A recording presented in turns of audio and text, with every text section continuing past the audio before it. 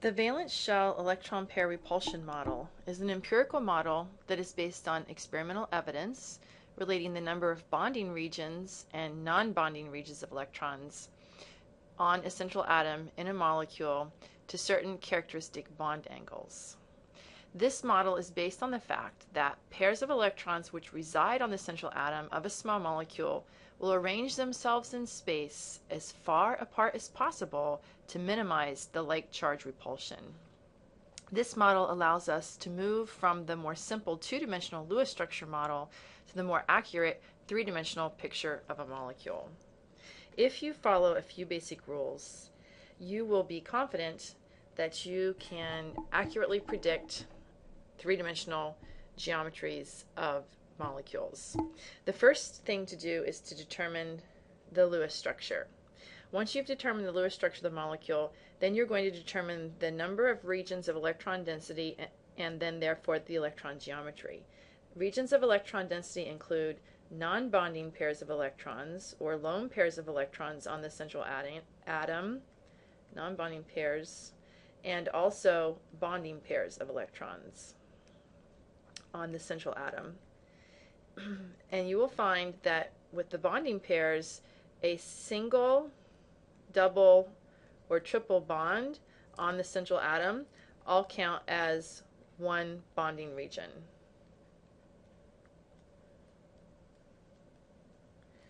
Or, region, which is considered a region of high electron density. Then you determine the number of non-bonding pairs of electrons on the central atom. If there are no non-bonding pairs of electrons, then the electronic geometry is the same as the molecular geometry, and we have some characteristic electronic geometries.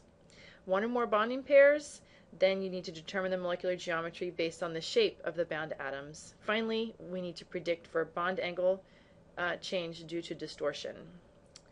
So let's take a look for atoms, for molecules which obey the octet rule, in which the central atom obeys the octet rule. There's only three basic types of electronic geometry. The first type is where you have the central atom, represented by A here, and then two regions of high electron density. And these regions of high electron density can be either bonding pairs of electrons or non-bonding pairs of electrons. This electronic geometry is called linear. The second option is to have the central atom, represented as A here, and then on that central atom, three regions of high electron density. They could be bonding or non-bonding.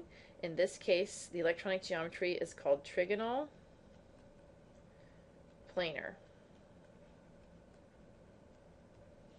Finally, if the central atom is obeying the octet rule, the third type of electronic geometry that you can have is a situation where you have four regions of high electron density.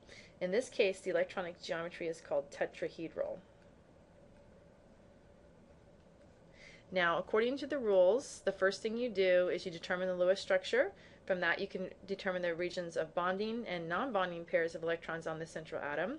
Then you determine the electronic geometry.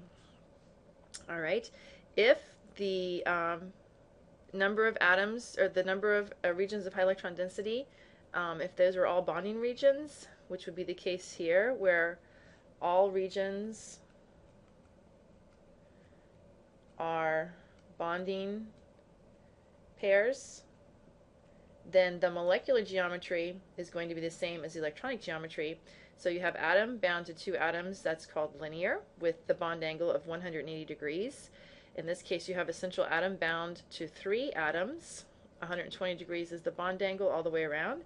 It's also called trigonoplanar. And finally, four regions of high electron density, all four bonding pairs of electrons. This is called tetrahedral with a bond angle. All bond angles are equal 109.5.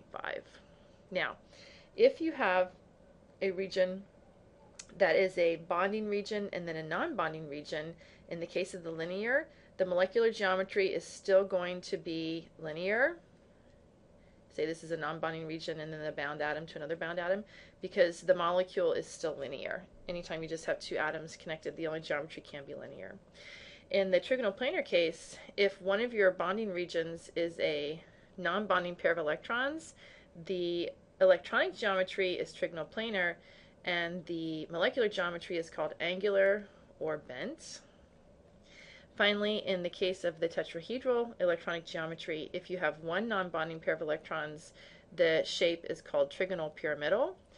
And if you have two non-bonding pairs of electrons, it's called angular or bent. Let's look at an example. Following the rules, if we look at the molecule methane, and we follow the rule and draw the Lewis structure of methane. This is the Lewis structure of methane. We count the number of regions of high electron density. In this case, there's 1, 2, 3, 4.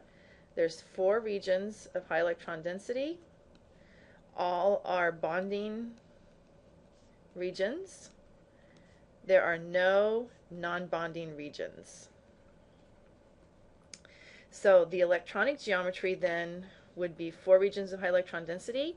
Because the electrons push themselves as far apart in space as possible, they naturally push themselves into the tetrahedral arrangement. So the electronic geometry would be called, tetrahedral. And then when you put atoms on each one of these and look at the actual molecular geometry, looking at all the atoms, you see there's an atom at each of the 4 corners in the tetrahedron. And the molecular geometry, here, this would be an example of the molecular geometry, is identical to the electronic geometry, and it's also called tetrahedral. All right, when we look to a situation where we have a non-bonding pair of electrons, let's look at this case. In this case, we have ammonia. We see we have 3 bonding regions from the Lewis structure, which would look like this. 3 bonding and 1 non-bonding or lone pair of electrons. In this case, the electronic geometry is not going to be identical to the molecular geometry.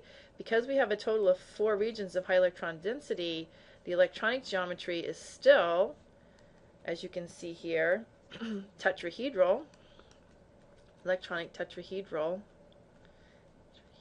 geometry. Okay, the electronic geometry is tetrahedral here. However, the molecular geometry, you just look at the shape of the molecule.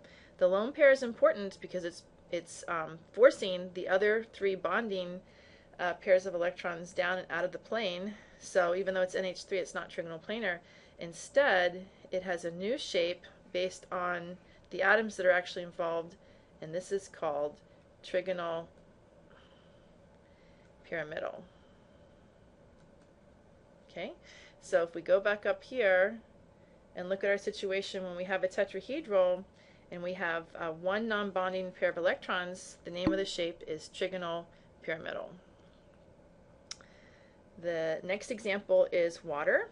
In this case, water has a Lewis structure like this, but the actual electronic geometry here is also tetrahedral again, because we have 4 regions of high electron density.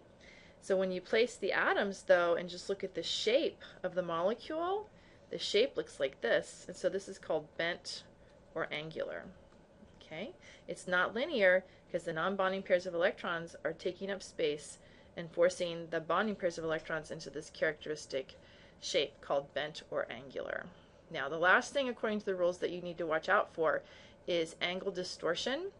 And as you see here, when you have a pure tetrahedron where you have all bonding pairs of electrons at all 4 corners of the tetrahedron, both the electronic geometry and the molecular geometry are 109.5. However, when you have a non-bonding pair of electrons residing on the central atom, the predicted 109.5 is not what we see. Instead, we see a bond angle of 107. This is because the non-bonding pair of electrons resides closer to the central atom than bonding pairs, because there's no atom up here to draw this pair of electrons away from the central atom. So its space is taken up closer to the central atom, so it serves to repel a little bit more these 3 bonding pairs, thus reducing the bond angle. And then finally, for the situation with water, we have 2 non-bonding pairs of electrons here, both taking up space, even though you can't see them in this molecular drawing. And so it's a tetrahedral type electronic geometry, but both of these non-bonding pairs of electrons are residing closer to the central atom.